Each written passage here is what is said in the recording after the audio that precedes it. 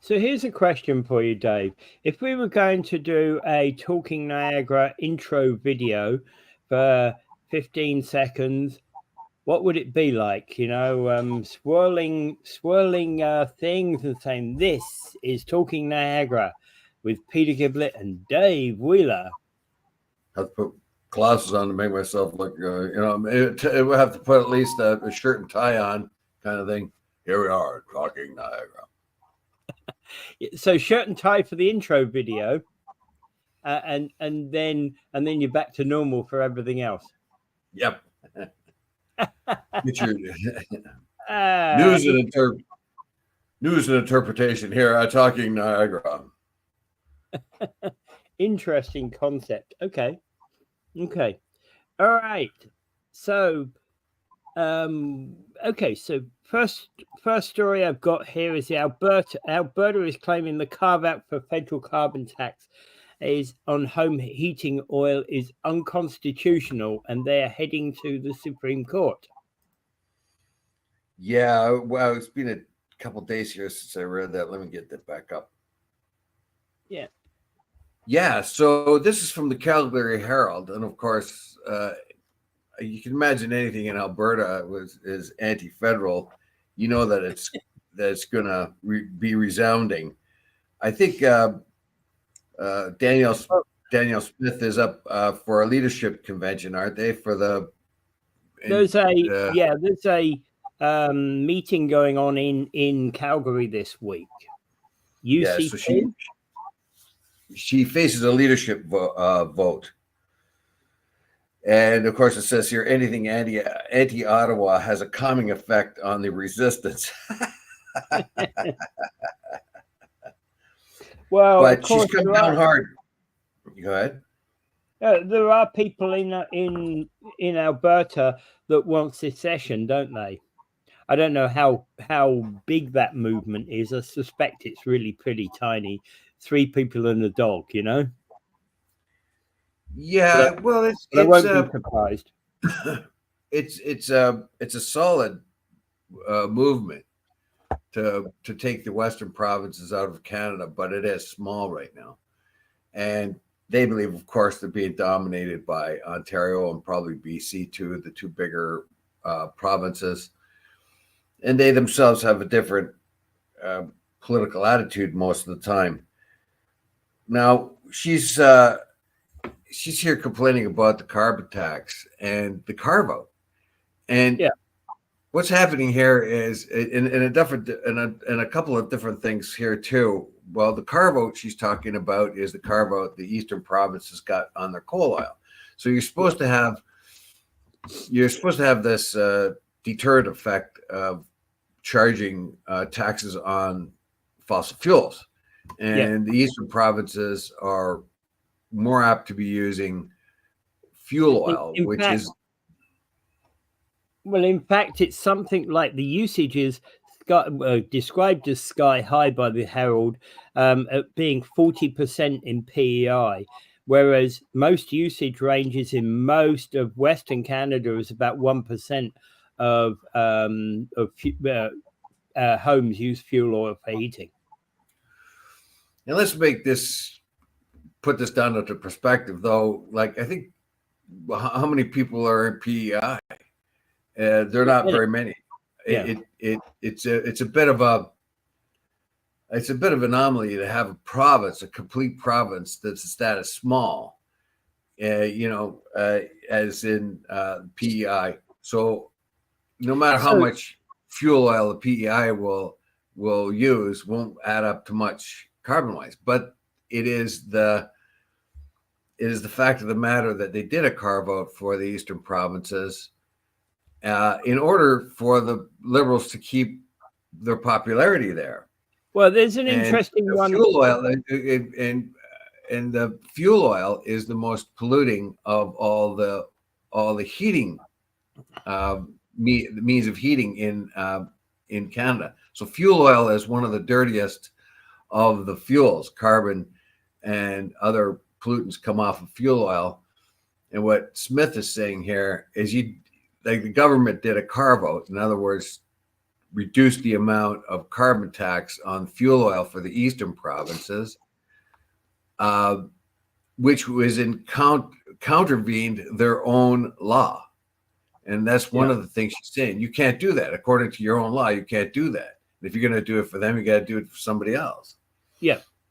Yeah. And interesting, Goody Hutchins, who's a Newfoundland and Labrador minister, has basically chimed in saying Westerners should elect Liberals if they want tax breaks of their own.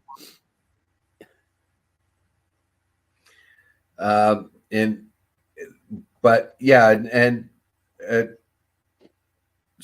it doesn't make sense. And this is clearly a break for one region. That's why the Liberal MPs from the region asked for it. So what happened was the Liberal MPs for the East says, you know what, we need a break on this because you're not going to be too popular with this tax, especially on heating oil, was something that they can't change anyway. You're not about to put a whole lot of heat pumps in places like Newfoundland, where they might not work too effectively anyway because of the state of the weather there. So what the Liberals did is they went opposite to what they're doing anywhere else, and it did what they call the carve-out. That meant they don't have to pay the fuel oil prices for a number of years. And what basically they're saying is that violates, it says here, Smith now asked the court to rule that the carve-out not only violates Ottawa's own carbon tax legislation, but tramples the principle of regional fairness in taxation. So there's two big reasons there that Smith is coming down on this. And it is not fair. It's not fair for everyone else to have a carve-out. The legislation that the Liberals have touted that was so good, that was going to change people's behavior and incentivize them to use cleaner fuels or cleaner means of heating or cars or whatever, is doing the exact opposite. Because they've taken the tax off the fuel oil, it's not encouraging anybody to switch anything. Yeah, I was going to say what would have likely, if they hadn't have put the tax breaks on those in Newfoundland, Labrador, etc., the alternative to putting tax breaks in there would have been to have offered some form of government funding, or grants or assistance to enable people to transfer their systems to the newer fuels, to the cleaner fuels or electric. And then the practicality of all that is I mean, the idea, I suppose, was good. If you force people, if you punish them from using fossil fuels, they'll find alternate methods. But it doesn't really. Can you imagine some out of work fishermen in Newfoundland trying to change the system? That's why I said there would need to be some form of government incentive to actually move that forward, because when you're talking about exactly that kind of class of people, the out of work fisherman or the out of work industrialist, that's a problem. Well, even if they have work, right now the Canadian dollar is very low. If you want to get a heat pump or something like that, they're going to be more expensive because probably all of it comes offshore anyway. So the whole idea of incentivizing, and I think it's more of a punishment thing, that you're going to get punished in order to coax you into changing your behavior. And the Liberals themselves have understood that there's no way that people using fuel oil in the eastern provinces are going to be able to change that out anytime soon. And so, we'll give them a carve-out, and we have to reduce. And feds, you can see what they're thinking. We're going to have to reduce the amount of carbon tax they pay if we want to secure our seats in the next election. if they left the carbon tax the way that it's supposed to be, the way it is legislated, then the voters in eastern provinces would be very angry. But so what they did, okay, we're going to give you a break, but no one else, just you. Yeah, and Mike makes the point that with all the overcharging of people are going back to wood burning stoves. Yeah, I get it. Well, that's bad news for the forests, though. Like in places like Newfoundland, where there's lots of forests, or Northern Ontario, yeah, you could use a lot of wood stoves. But down here, or for the bulk of the population, that's not going to work because you just don't have enough wood. And you're looking at deforestation if you want to go that way. Now, the other big thing that the Alberta Challenge has is also in the works, and it's much more important to the country on a whole. On October 4th, Smith gave Environmental Minister Stephen Guilbeault 4 weeks to respond to her demand for major changes to his amendments to the Impact Assessment Act. The Impact Assessment Act is the government's act that they can now come down and judge things in your own judge any kind of project or industry or road or anything that might have some kind of environmental impact anywhere in the country. In other words, they're saying, oh, you want to drill another oil well? No, we won't let that happen because it's going to have an environmental impact. So it's the impact assessment. So they come along and say, oh, Doug Ford got like this, if Impact Assessment Act was coming down on Doug Ford's 413 highway, the new highway he's building. Yeah. So they came down and started to say stuff, well, you can't do it or whatever. But Ford was able to get past that. But the whole idea that the federal government, is now the one that's going to tell the provinces if or if not they can go ahead with a certain project, whereas the province is already abiding by the laws that it has itself, plus the federal laws that were already in place. This is another layer of interference from the feds. So she says there's been no response to Smith's next legal action could drop within days. In the annals of Bigfoot liberal legislation, there's nothing to match Bill C-69, the Impact Assessment Act. Alberta and other provinces took it to the Supreme Court. They won significant victory over Ottawa's claim to regulate even in-province projects like roads. It is a really intrusive, it may have had good ideas behind it, where they're environmentally but what happens is they look intrusive. And Ottawa dragged its feet on many months, but Environmental Minister Stephen Guilbeault finally brought in amendments. They received royal assent on June 20th, and the Liberals maintain these amendments satisfy the Supreme Court ruling. But Smith insists they are also illegal because they do not remedy the Supreme Court objections. So basically, what the provinces are doing are balking at this Impact Assessment Act when the feds come in and say, oh, no, we don't like that road. Or you can't build that road until you have our approval because it might be an environmental assessment. You can't open that mine until we have our approval, until we do. It's another layer of government in a country that we are not too bad at looking at environmental issues, basically. Yeah.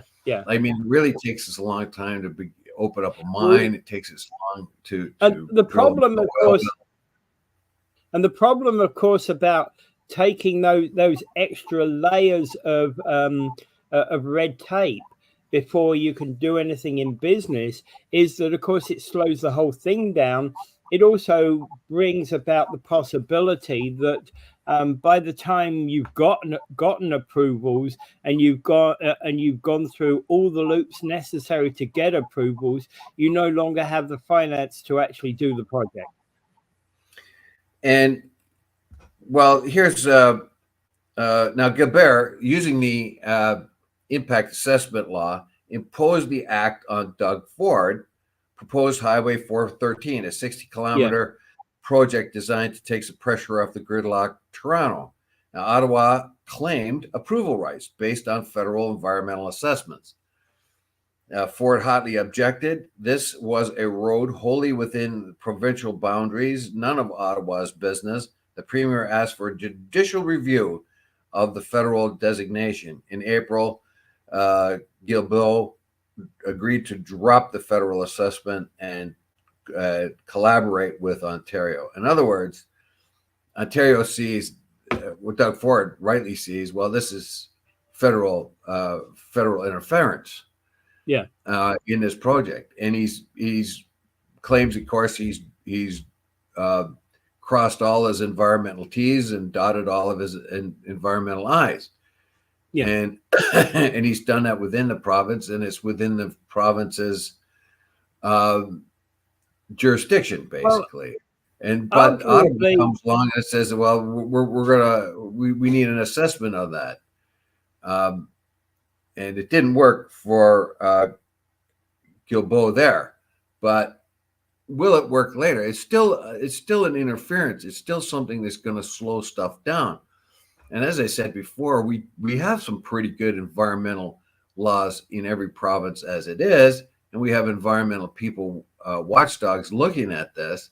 Do we really need an extra layer of government from the feds to slow things down, and an assessment that's pretty much has already been done by the province? But people like Mike Cushman would argue the MECP is totally ineffective. The what? Mike Cushman, for example, might argue that the MECP, their environmental ministry, is totally ineffective. I don't know about new projects. Are they ineffective on new projects? Like I could see chasing down industries that are already here, that are polluting, or sneaking stuff into the Niagara or the Welland River, or not knowing they are. But in any case, and Mike Cushman says we need a federal government that unites the country. We need united environmental laws. This is one country. Yeah, I agree, but I think most of our we do have federal guidelines and laws that we follow, but this assessment act is another impact assessment act is another layer of government that's doing the same thing basically as the other. I can only see it as a bureaucratic nightmare, another level of regulation that needs not to be there. And we do have federal environmental protections to a point, but the provinces are the ones that have to determine a lot of their own needs. Anyway, so when Smith, she's up for a leadership review, and of course she's going to deflect a lot of stuff towards Ottawa, and she's going to bring out the carve-out, and she's going to bring up this impact assessment thing with the Liberals. It's one standard for the Atlantic provinces, another standard for Ontario, and who knows what standards come in other places. That's he gave an approval. Okay, here we go. In April, Giblett agreed to drop the federal assessment collaboration. He gave up approval power under the impact law 2 months before the Liberals passed the amendments they say corrected its faults. So obviously Smith was onto something here, and so are the other provinces, because the federal the law had to be amended by to satisfy what the Supreme Court says was not fair. We'll see if that happens. And yeah, you're right, Mike. Environmental issues are a big thing, but new projects are less likely to be environmentally bad because you have so much oversight on them already. People in Alberta are not the ones that say, okay, just don't bug us, we're going to drill an oil well right now, and who cares? They have to go through a long environmental review process to drill another oil, to open another mine, to build another road. And the standards are pretty much equitable across the province or across the country. And new projects have much more oversight than the old ones that are already being built. And the old stuff is the factories, particular. Those are the things that scare me the most, because those are the things that the ministries of environment seem not to be able to have much effect on, as you know yourself, Mike, with the discharge that was happening in the industrial section. But yeah, that's exactly what Mike was saying, right? The MECP was being gutted by the provincial government and cannot do their job. And then also they cut red tape. The environment protections are gutted. 50% of fish mortality is acceptable by Federal Fisheries Act. Yeah. Well, the Federal Fisheries Act. So there you have it again. So there you have a contrast, don't you? It sounds like the federal government wants to come in with the Impact Assessment Act, and yet to lay judgment on the impact of projects in other provinces, but itself has decided that 50% mortality rate among fishes is okay. Yeah, I think you better clean up their own backyard before they start stepping into that. Yeah, that immediately occurs to me. You've got to clean up, keep your own stuff clean, because 50% fish mortality is pretty devastating. Yeah, and anyway, whatever it is, whether the Impact Assessment Act is a good thing or just another level of regulation that will slow up all kinds of development, whatever your opinion is, Danielle Smith is using those particular points very effectively in her leadership race right now. And that, of course, is to take the spotlight off of her and place it on Trudeau. And that's an easy thing to do these days. And I have to say, she's been a little quiet over the last few months. Well, she's got a leadership race coming up, and what she has spoken of, like, I got to hand it to her in a way, because we find that the feds are trying to interfere all over the country with federal jurisdiction where it doesn't belong. That's her claim. Yeah. And I think she's right about that. The feds are trying to impose their will on the provinces, and the provinces have a mandate, and the federal government has a mandate. And these, what the provinces do within their province, it's up to them to do that, to make the laws that benefit them the best. And when you have the federal government coming in and trying to impose their rules on the provinces, wait a minute, this is not your jurisdiction. Yeah. You do the federal thing, we do the province thing. Don't try to interfere with what we're doing. That's what Smith has claimed, and I think she's right about that. The federal government right now is just overwhelmed by government agencies and bureaucracies and regulatory things, and it employs a lot of people doing that, and it's not effective. It seriously isn't effective, and we can see by the Auditor General's report year after year after year how they bungled this and they bungled that, and they pay too much for this and pay too much for that, and then you get an agency or bureaucracy from Ottawa coming to your province and saying, you know what, we don't like this. We're going to just have to put it on hold for a while. And the province says, why? You don't have any jurisdiction over this. Get out. Oh, yeah, well, we do. No, you don't. So back and forth. Yeah, yeah. And Mike is basically making the point that he believes that Alberta is trying to separate from Canada, right? I understand the view. I understand the point, but I disagree. Yeah. I don't think so, because right now the federal government can always change. Like we're obviously going to get a conservative government win the next vote, and they would be much more friendly to Western Canada. So that would quell a lot of them. But what she's doing, though, what she is doing, though, is she is reaffirming the rights of a province, and she's not doing it just for herself. Although, yeah, she is doing it just for Alberta, but this has ramifications for all the other provinces too. Now, the federal government has been very getting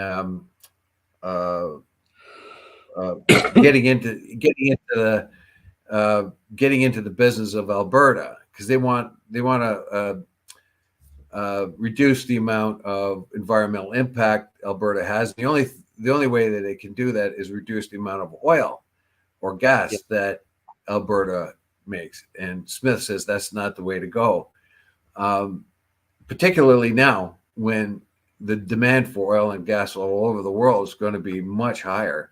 If we had gone ahead and made our liquefied natural gas projects that were suggested, we would be making a lot of money in Europe right now, because they need that natural gas. They can't get it from Russia any longer. So so when they're trying to find the environmental level, they try to pick on Alberta and the western provinces mostly because they produce oil. But at the same time, they're willing to import oil from Saudi Arabia. So it really doesn't make a whole lot of sense to me. But in any case, what Smith is doing here, has done ever since she's got in, and as she's because the federal government is imposing on Alberta more than the other provinces, she's just kind of said, you're straying, you're in the wrong garden. Go over there. That's your house over there. This is our house over here. All right. So moving on. Rolls-Royce saying that they've already got a large MTU engine that they believe they can run 100% hydrogen on, and that this has changed the whole story about how we generate fuel, and that basically EVs, etc., in America and China are wasting their time with the current technologies that they're using. Although the irony here is that this MTU engine is actually really used for energy production. The problem here is always so Rolls-Royce has got this MTU engine. It's a really fine piece of engineering. And in the early stages of it, it will have a blended hydrogen gasoline fuel for use. Now, the problem with hydrogen, of course, is production. So, of course, they're beginning with to use 10% hydrogen in the first iteration of this engine, and plan to by 2035 or something be completely hydrogen. The engine would be completely hydrogen. Now, here is the problem. There's a couple of big problems with hydrogen that's never usually talked about in these articles. Number one, in order to use hydrogen, you have to make hydrogen. And even in this article, they talk about the production of hydrogen using natural gas. Well, that kind of negates the whole reason for using hydrogen in the first place, because you use natural gas and you release the carbon anyway. So what you do is you extract the hydrogen from the natural gas, but you still release the CO2 in natural gas. So you have that. So that's that part of the problem. And the other part of and the other alternative is what they're doing down the road here is actually that natural production of hydrogen from splitting the hydrogen out of the water. Yes, but that takes massive amounts of electrical power. Yeah.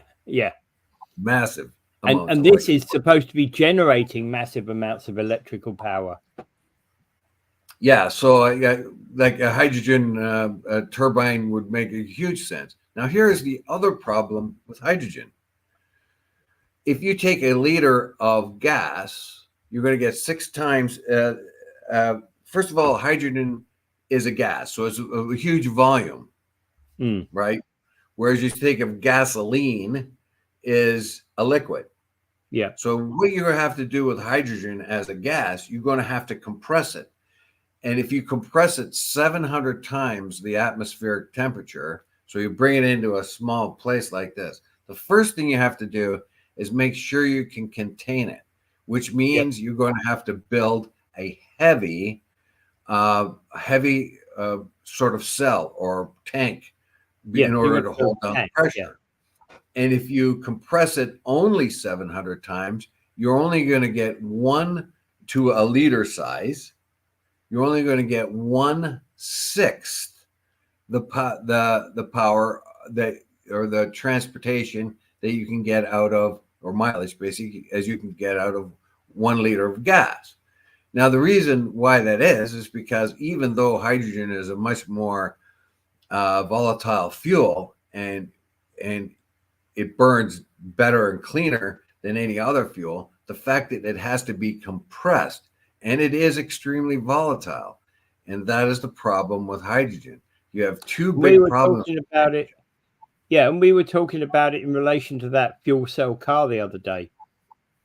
Yes, and the compression needed to compress hydrogen to that point. Now, what you now have is a highly explosive, highly compressed tank. And yeah, it all can be done, but it is the engineering behind it's going to be quite a bit of a problem. So in order to get the amount of hydrogen you need, you're going to have to use an incredible amount of electrical power to make it cleanly. Yeah. And that wherever that electrical power comes. So if you're gonna put a hydrogen plant in Kentucky where they get 98% of the power out of coal, you're not going to get anywhere ahead, are you? Yeah. And if you can't compress hydrogen to the point where you can get efficiencies out of it without dragging around a huge, heavily clad tank to hold in the compression, and of course you have the explosive capability. You get a leak of hydrogen, you're going to get the Hindenburg. So so when you compare that to the electric car, the electric car might be a better idea in the long run, or at least in the short term, maybe until these hurdles have overcome. Now, Rolls-Royce has touted that Toyota too is making advancements in hydrogen cars, and there are hydrogen cars and buses already on the road. But it never answers the question well enough. Where are you going to get the hydrogen, and how are you going to compress it? And is it practical in the long run in those particular areas? Yeah, and in fact, actually, when you don't look into the technical details, it almost seems fanciful that, hey, we can take the hydrogen from the air, which of course, or from water, but of course that's that's a very much involved process and not the sort of thing that you can carry around in a car. Well, there's not a whole lot of hydrogen in the air. Hydrogen, we have a lot of hydrogen, but it's mixed with water for the most part. Yeah. So there is a lot of hydrogen, but there's not a whole lot of hydrogen in the atmosphere. Yeah. In the atmosphere, basically you've got 80% nitrogen, you've got 20% oxygen, and you have small amounts of argon and methane and other things. So the air itself does not have a whole lot of hydrogen in it. To try to extract hydrogen from the atmosphere is not practical. But like I said, we have all kinds of hydrogen. Mostly it's locked up in water. You have a whole ocean of hydrogen there. The Atlantic Ocean, the Pacific Ocean. If you had practical ways of extracting the hydrogen, that would be definitely the way to go. But like I said before, when we were talking about the other article the other day, it is, how are you going to get the hydrogen? And if you get the cleanest way of doing it is passing electricity through it, and you can separate the oxygen from the hydrogen, which is not bad. You need oxygen everywhere, So you can extract the oxygen. That's great. That's a marketable gas, oxygen, and hydrogen too. But but it takes an incredible amount of electrical power. Do we have that available to us? And you can, and what's going to take the most electrical power? Are we going to be able to make, if we do expand our electrical power cars, battery operated cars, we don't need the transition. We just take the electricity and we put it in the car. But with the hydrogen one, you have to take the electricity, put it into water, separate the oxygen and the hydrogen, then take the hydrogen gas and then put it in the car. And of course, the worst about this is that if it takes you a kilowatt of power to produce a kilowatt of power, then it's a zero net gain advantage, right? Yes, I remember years ago being very excited about hydrogen technology and thinking back in the 90s, well, it's just a matter of time, because I read articles like this one that you provided last week. Now, doubtless, hydrogen cars or things like that are more of them are in our future, but that's what it seemed to me like in 1992, and yet it didn't really ramp up, did it? No, and that's his, and we're still awaiting. We have seen buses, etc., that have been hydrogen fuel cell, but we've not seen cars, which seems to indicate that we have that buses, there's a limited amount of hydrogen fuel required, and probably there's already a standard, an existing market for that hydrogen fuel. If we were to go to cars, you'd suddenly explode the demand for hydrogen fuel. What I see, one possibility in the future, like for instance, like you can go around and say, well, I got a hydrogen car, great. And you say, well, okay, where did you get that hydrogen? Well, most of that hydrogen comes from natural gas. So you negated your environmental impact right there. And I can see that the hydrogen is going to have to come from the water. Now, there is some hope for, they have found in France reservoirs of natural hydrogen gas in the ground, and they've been able to use that. Which, but again, that's rare. It is so far, yeah. And but if they do ever find any more of those, that would be encouraging. Yeah, I see in the future cars running on batteries because they can. But a big engine, a big dump truck or a big industrial car or a big crane will not be able to draw enough power off of batteries to be able to function well. I would say that in those applications, I could see engines, the diesels being replaced by hydrogen engines, so you can get the same amount of huge power that you need, because these are vehicles that don't drive. They are vehicles that lift or push massive amounts of weight or require huge amounts of power, perhaps a train engine or even that in ships, right? That would be a safer way to go than having a little nuclear power plant in a ship, is to have hydrogen. And these are all very encouraging, these articles, the one you brought last week and this one too. However, every time I read these, they never address the fact of how they're going to get the power, and how they're going to get the hydrogen. Yeah. And if you look a little deeper, they're getting the hydrogen from natural gas. And that's the same as it was in 1990. So how many advances have they actually made? We haven't made any advance in that regard. Yeah. Okay. Well, moving on. Okay. So there's been 48 million votes cast in the US already by presumably either advanced polls or what do you call it? Voting in mail-in votes. And yet at the moment, they're saying the two candidates are absolutely 100% deadlocked.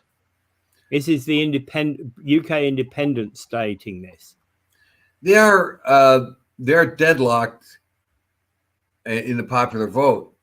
But what bothers me is how well is Trump doing in the swing states?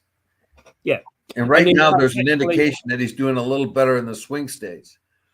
Well, and there's indication. Well, actually, but even in the swing states, there's been a lot of the polls have been really kind of odd in the swing states, right? Because and even in the swing states, there's often places where it's actually a lot closer than the original polls were saying. Florida is apparently the gap is narrowing in Florida. That will go 100% Trump. That will go to 100% Trump. Well, I'm not saying it won't go Trump, but I'm saying the gap has narrowed from about 2% to almost like less than 0.5%. In Florida? In Florida, yes, the gap has been narrowing in Florida. Well, I expect it to go Trump, but yeah, there are going to be some surprises in this whole process next Tuesday. I wouldn't be surprised if either candidate won right now. The way it is right now, I've listened to two predictors of this who have equal weight to me. I've heard one is Harris by a hair, and the other one is Trump by a hair. Political commentators I've been listening to. I've been that way the whole time. Whoever wins, it's going to be by a hair. I don't. I'm still not predicting. I can't predict. With most of the other elections, it's been fairly clear to me very early. Well, it's going to take a small amount of votes. Yeah. It's going to take a small amount of votes, and in 2016 and 2020, the polls were incorrect each time. I think they've made corrections for that. Yeah, I know. So I think they've made corrections for that. So the Republican support is more accurately supported here, because that was a surprise to everybody in both those polls, that the Republican support was more than Clinton's in 2016, and enough to overcome her. And 2020, they didn't have the formula right either. Biden was supposed to win by more than he did, considerably more than he did. Mm-hmm. And I think they've probably corrected. It's all up to the individual states, and at the end of the day, that's where the Electoral College is going to be made up from, is all of those individual states. Yeah, so the Electoral College, yeah, so if, like in the case of in case of Georgia, Biden won there by 11,700 votes. That's why Trump tried to phone him and say, find me those 11,000 votes. Going to be. So you have a whole state.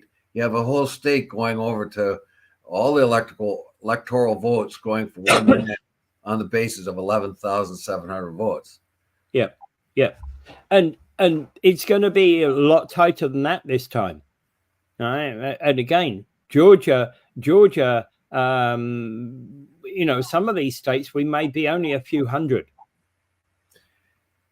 Yeah, there's going to be massive amounts of people coming out to vote. I think it's going to be even more of a show than before, because that all of Trump supporters are going to get out there.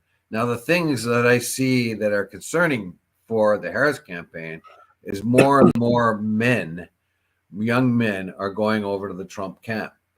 He's going to get huge amounts of young men voting for him, black and white and Hispanic, because they feel like they're marginalized in society right now, and they're looking for a change. That was actually one of the things that ex-President Obama was out there on the campaign trail saying. You've got to think, if you're in that category, you've got to think about who you're voting for, and obviously he was extolling Harris.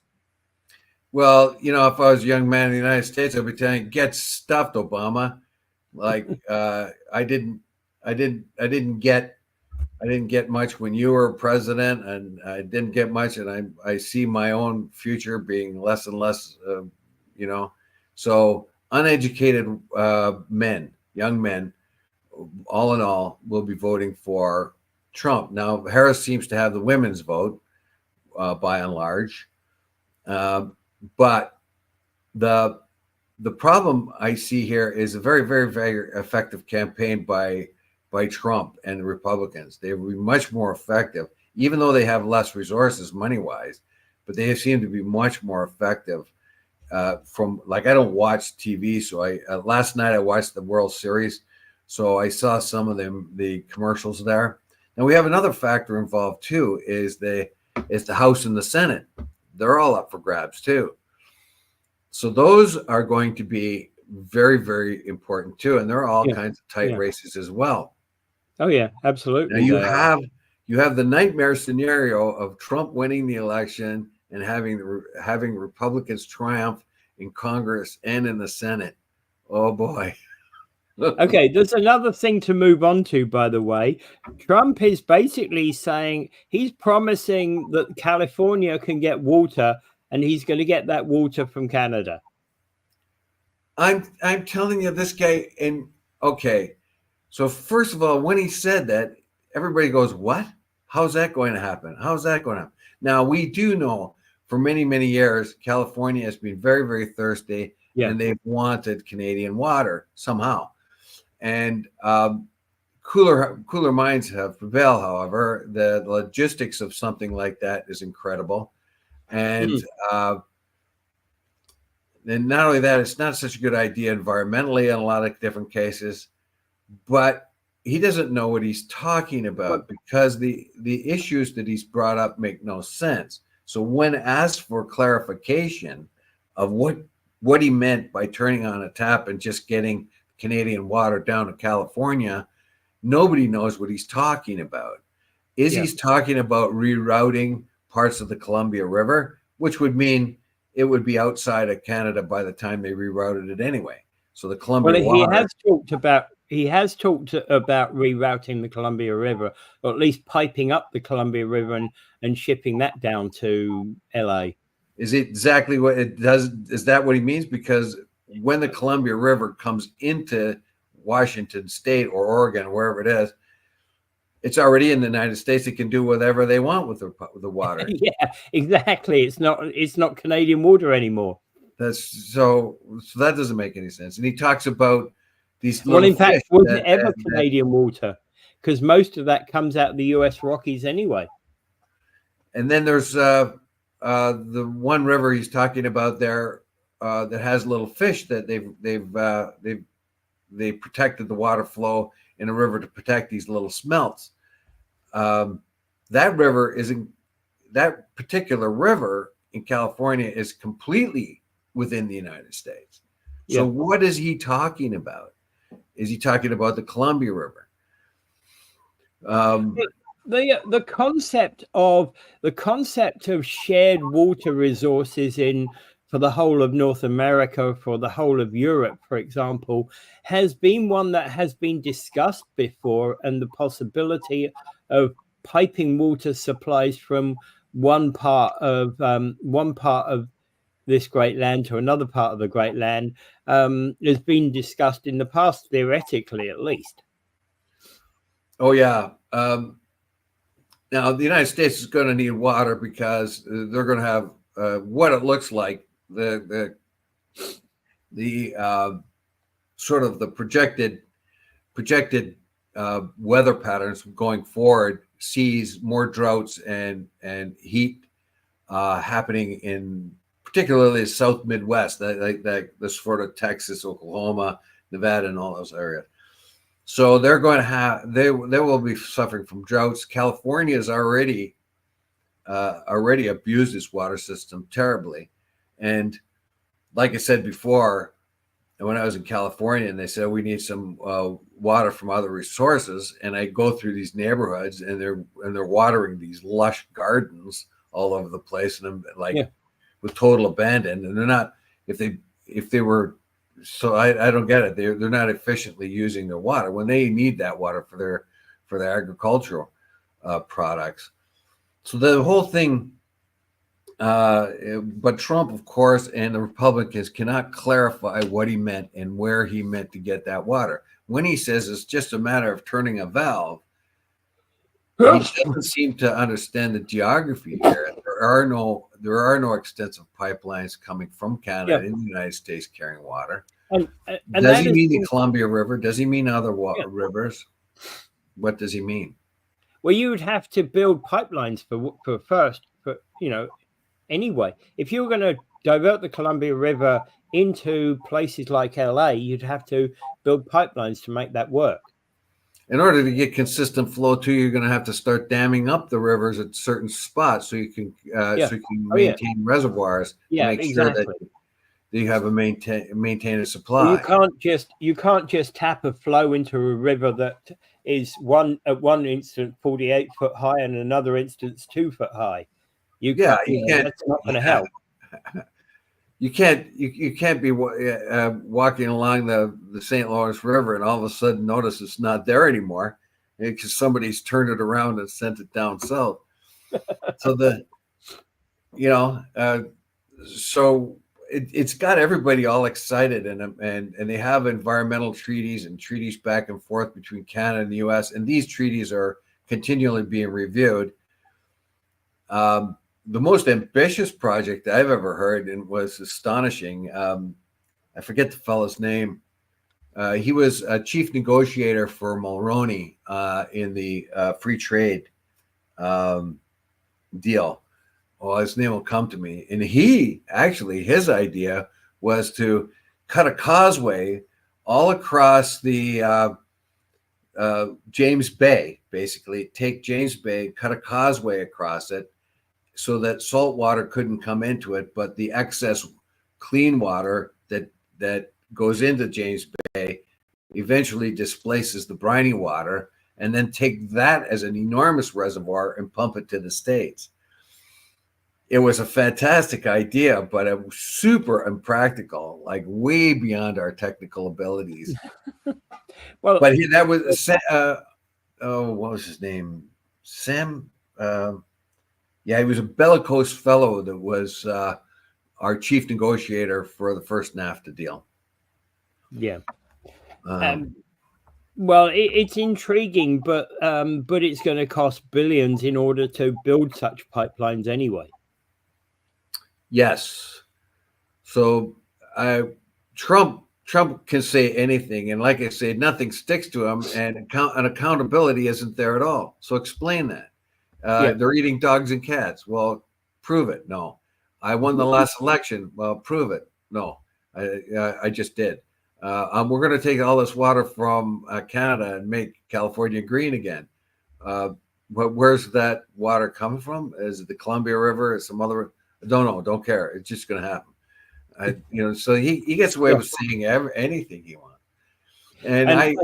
And hey, he'll stop the war by just calling up his friend Putin.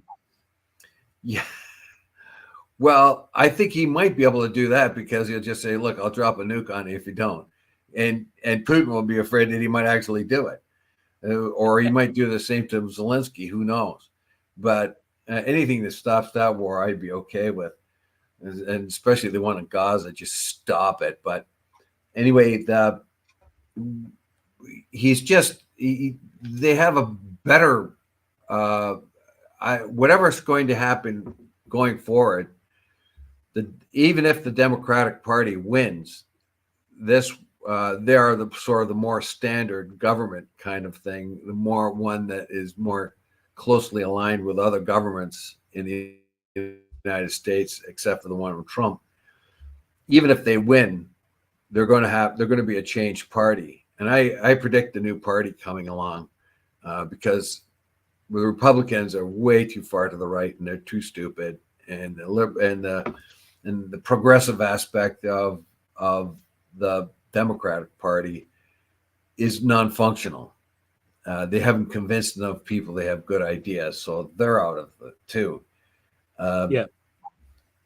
Anyway, whatever way it goes, like I said, I've heard two predictions by people who know what they're talking about, and one Yeah. sees Trump edging out the other. And the one said the reason why he figures Trump will win because historically in the last two elections, Trump supporters do not come out and say they're Trump supporters, many of them, particularly professionals or other people, because they're worried about the haranguement they're going to get.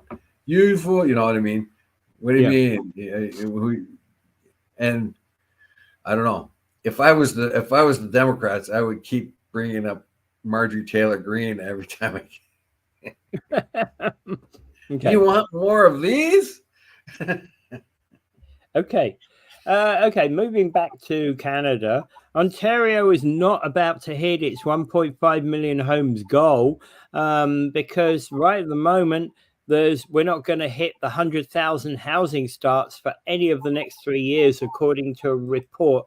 According to a report that the CBC has gotten their hands on.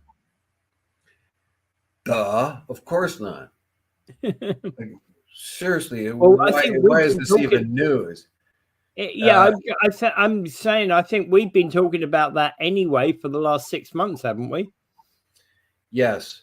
Now, the ambitious program of getting 1.5 million houses, that's a good idea. The federal Liberal government nobody can deny the federal Liberal government and throwing money at that's a good idea too. So go around the provinces and here's some more money to build stuff. But what do we find? We find that even if there are enough builders, even if they have enough manpower to build, there still is a problem of financing and all kinds of problems because you cannot build houses that fast. Yeah. For some reason, the government elitists don't get it. They say, "Here's some money, build a house," and then they come back tomorrow. Where's the house? Well, I haven't even got my. One or two guys are digging a hole.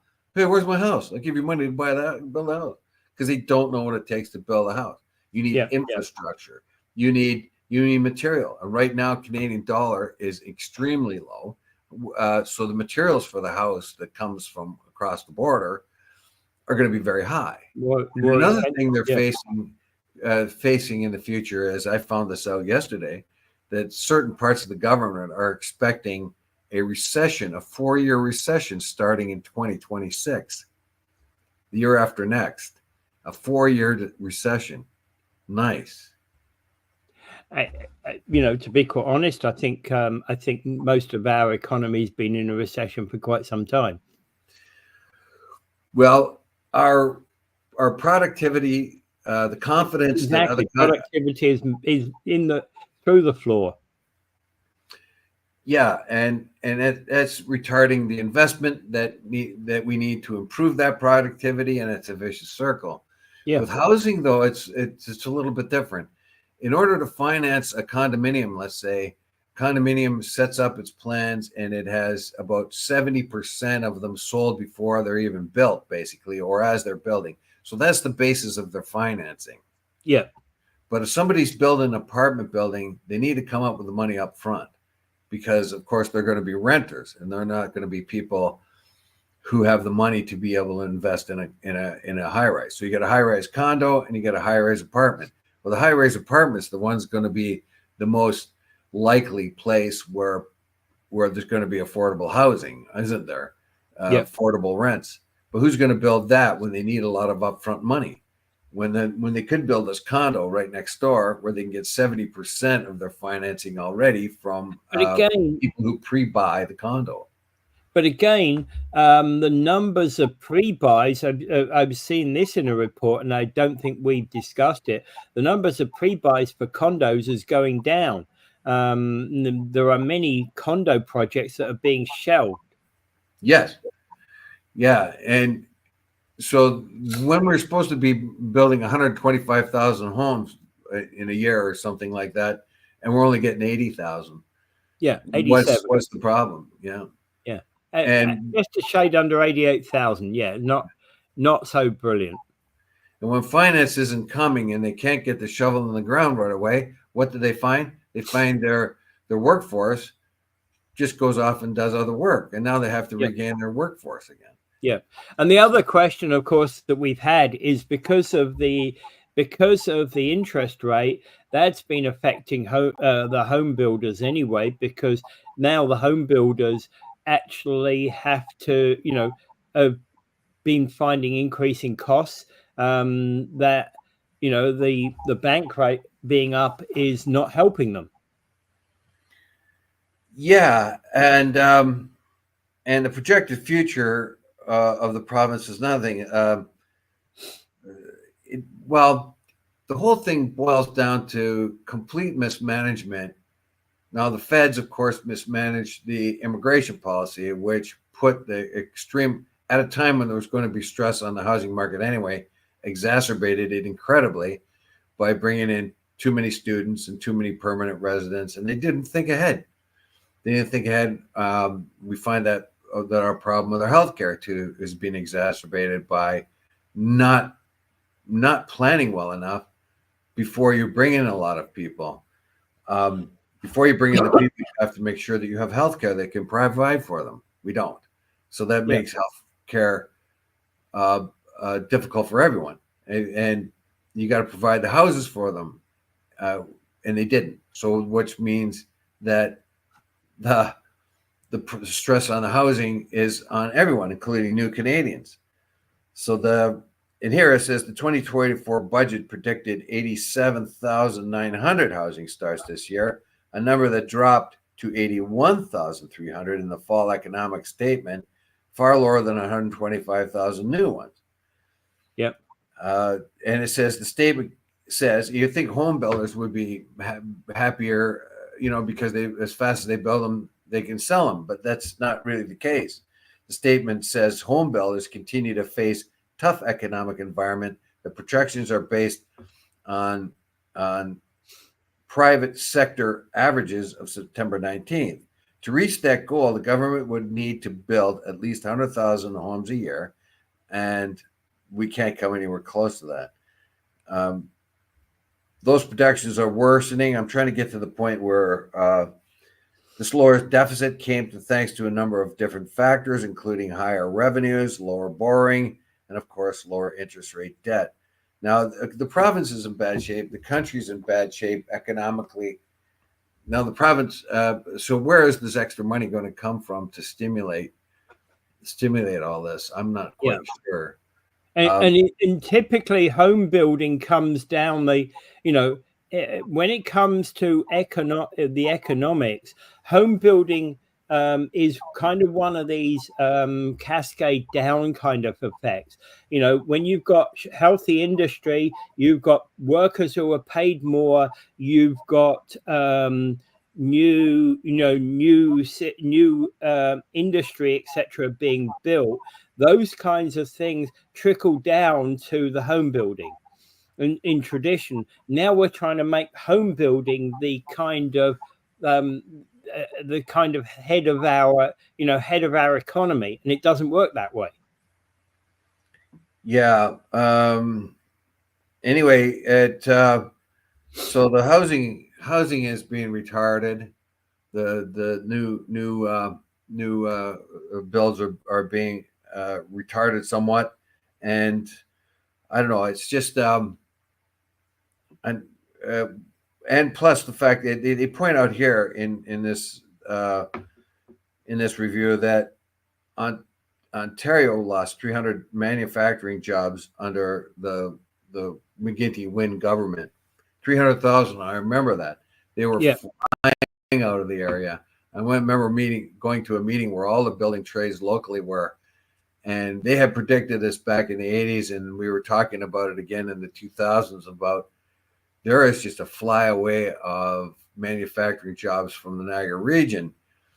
And that doesn't seem to be now we see that we talked about the Port Colborne plant going in and stuff like that, and reinvestment in the GM plant for electric vehicles and things like that. But we don't really see that coming back too soon anyway. But again, 300,000 jobs lost, adding 1,000 jobs Adding 1,000 jobs in Port Colborne, whilst that's laudable and absolutely fantastic, it's not a shade upon the 300,000 jobs that were lost under the McGuinty government. Yeah, they seem to have two books going. They tell you what is happening on the front. Now of course, during McGuinty Wynne government, they never talked about the 300,000 jobs that went south. Yeah, went all over the world, and basically in real terms, they didn't really talk about that.